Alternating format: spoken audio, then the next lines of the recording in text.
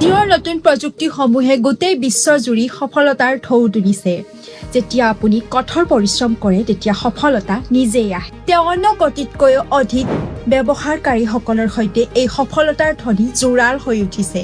যুৱ ব্যৱসায়িক নেতা আকাশ আম্বানীয়ে ভাৰতক দীপ টিচ্ছৰ ক্ষেত্ৰত এক বিশ্বৰ আগশাৰীৰ দেশ হিচাপে গঢ়ি তুলিবলৈ কঠোৰ পৰিশ্ৰম কৰি আছে।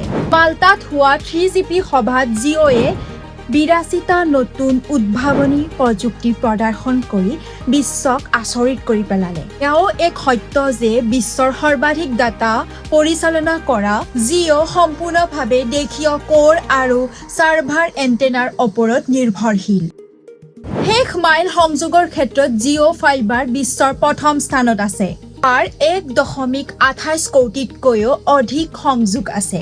এতিয়া আপুনি যিকোনো ঠাইতে থাকি ইয়াৰ সংযোগ পাব পাৰে। আপুনি আপোনাৰ অৱস্থানৰ পৰা টাৱাৰ দেখা পোৱাটো বাধ্যতামূলক নহয়। ইয়াৰ পৰা এইটোৱে বুজা যায় যে জিঅ'ৰ ইঞ্জিনিয়াৰসকলে এনে এক নতুন প্ৰযুক্তি উন্নয়ন কৰিছে যাৰ ফলত ডাইৰেক্ট লাইন অফ চাইট নোহোৱাকৈ দ্ৰুত গতিত ইণ্টাৰনেট প্ৰদান কৰাৰ ব্যৱস্থা কৰা হৈছে। আপুনি জংগলতে থাকক বা পাহাৰতে থাকক নাইবা গাঁৱে ভূঞে চহৰে য'তেই নাথাকক কিয় জিঅ' ফাইবাৰে আপোনাক উন্নত মানদণ্ডৰ ৱাই-ফাই প্ৰদান কৰিব।